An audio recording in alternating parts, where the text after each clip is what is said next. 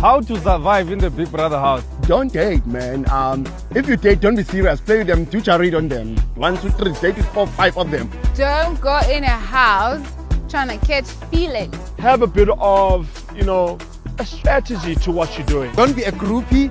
Don't be a people's pleaser. Don't even allow anyone to jump in your head, because if you allow people to do that, trust me, uzophuma gaming. Mind your business. Mind your business and you will go far. Mind your own business. Gossip if you get a chance. I mean, you can only talk about each other in the house. Mind your own business. Like in Bazozwa. Have your confidence, because when you get there, yashuba. Loudness.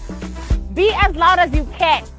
We want to hear you when we're watching. Bravery, okay? You're gonna need to be brave, so make sure that you are brave. Always make sure that you are one step ahead of everyone that's around you. Play the housemates, not the public. That's the best way to do it.